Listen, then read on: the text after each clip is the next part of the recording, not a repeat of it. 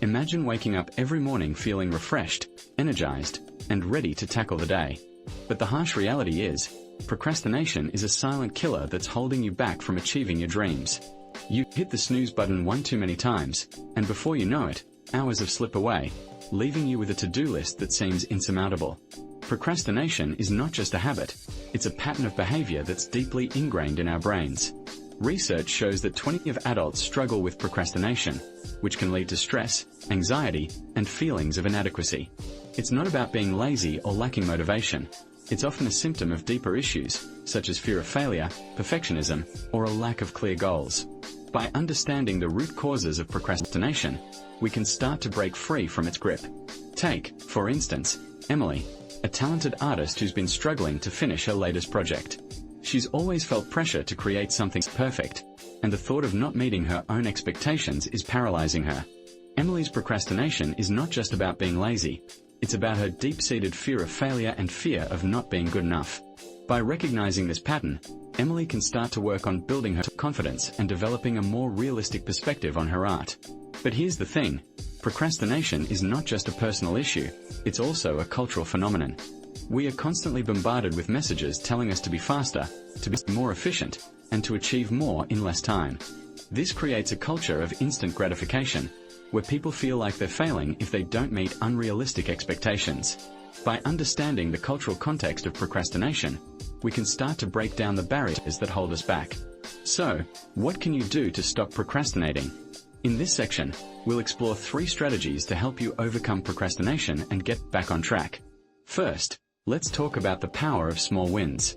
By breaking down large tasks into smaller, manageable chunks, you can build momentum and create a sense of accomplishment. For example, if you're working on a big project, start by focusing on a single task, like writing a paragraph or designing a single page. By achieving small wins, you'll build confidence and create a sense of progress. The second strategy is to create a stop-doing list.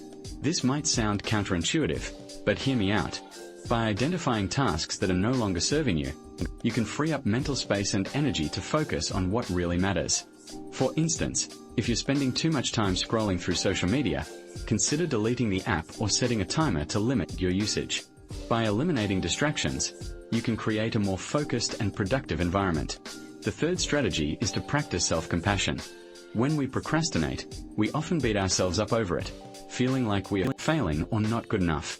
But the truth is, procrastination is a normal part of the creative process.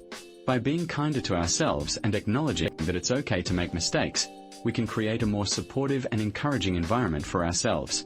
For example, if you're struggling to meet a deadline, instead of beating yourself up over it, try to reframe it as an opportunity to learn and grow.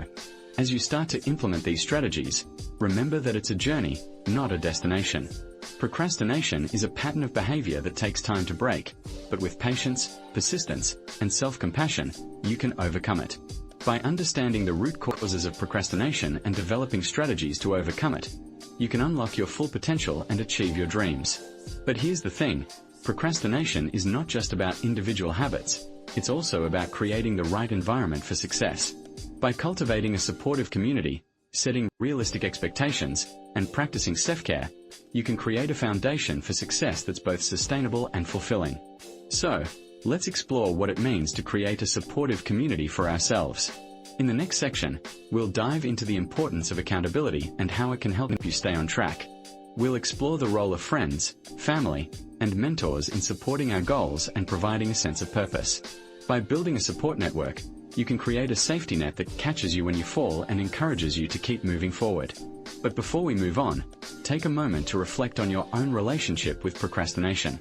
What patterns or habits hold you back from achieving your goals? What strategies have you tried in the past, and what worked for you? Share your thoughts in the comments below, and let's create a community of support and encouragement.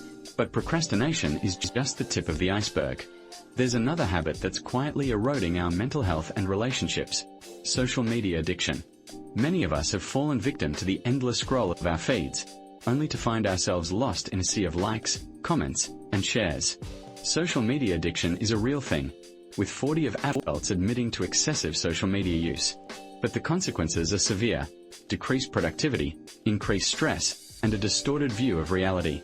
We've all been there, scrolling through our feeds, comparing our lives to those of others, and feeling like we are not good enough.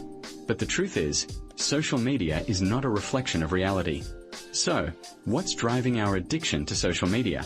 It's not just about mindless scrolling. It's about the dopamine hit we get from likes, comments, and shares. This can lead to a vicious cycle of comparison, envy, and anxiety. We crave the instant gratification of likes and comments, only to feel empty and unfulfilled when we don't get them. For Emily, a successful entrepreneur, social media addiction was a major obstacle to her success. She found herself spending hours each day scrolling through her feeds, comparing her business to others, and feeling like she was falling behind. But when she finally took a step back and assessed her social media habits, she realized that she was addicted. She was using social media as a crutch to avoid the hard work and dedication required to build a successful business. So, how can we break free from the grip of social media addiction? By setting boundaries, using social media tracking tools, and finding alternative hobbies, we can start to live a more balanced life. For Emily, it meant setting a specific time each day to check her social media, and limiting her use to just that time. She also started taking up painting as a hobby, which helped her to focus on the present moment and reduce her stress levels. But it's not just about individual habits. Social media companies are also playing a role in perpetuating addiction. They use algorithms to keep us engaged, often by feeding us more and more sensational content. But it's up to us to be aware of these tactics and to take control of our own social media use. By being mindful of our habits and taking steps to break free from addiction, we can start to live a more authentic, meaningful life. As we move forward, let's take a closer look at two more habits that are holding us back: multitasking and constant checking. We've all been guilty of trying to do too many things at once, only to find ourselves feeling overwhelmed and stressed. And with the constant ping of our phones, it's easy to get caught up in a cycle of constant checking, only to feel anxious and uncertain. But there's hope. By simplifying our lives and focusing on one task at a time, we can start to feel more in control and more at peace. But what about the other habits that are quietly sabotaging our productivity and happiness? Let's talk about multitasking and distractions, two habits that are killing our focus and creativity. We've already discussed how procrastination and social media addiction can hold us back, but these two habits are just as insidious in their effects. Multitasking may seem like a productivity hack, but research shows that it can decrease productivity by up to 40%. By constantly switching between tasks, we are creating a cognitive load that's impossible to manage. Imagine trying to cook a meal while simultaneously having a conversation with a friend, watching TV, and checking your phone. It's a recipe for disaster, and yet, many of us try to do this every day. We switch between tasks so quickly that our brains can't keep up, leaving us feeling frazzled and unproductive. And it's not just multitasking. Distractions are everywhere. Notifications, emails, phone calls, and chatty coworkers can derail our focus and leave us feeling like we are constantly being pulled in different directions. We try to stay on top of everything, but it's like trying to hold water in our hands. The more we try to grasp, the more it slips away. But what can you do to stop multitasking and distractions? By implementing the Pomodoro technique, using website blockers, and setting clear boundaries, we can reclaim our focus and get back to what really matters. The Pomodoro technique involves working in focused 25-minute increments, followed by a 5-minute break. This simple technique can help us stay on track and avoid burnout. Website blockers, like Freedom or Self-Control, can block distracting websites and apps, helping us stay focused on our tasks. And setting clear boundaries with others can help us avoid multitasking and distractions in the first place. So, what's the takeaway from this guide so far? By recognizing and stopping these 5 habits, you can take control of your life and achieve your goals. It's time to break free from the patterns that are holding you back and start living the life you deserve.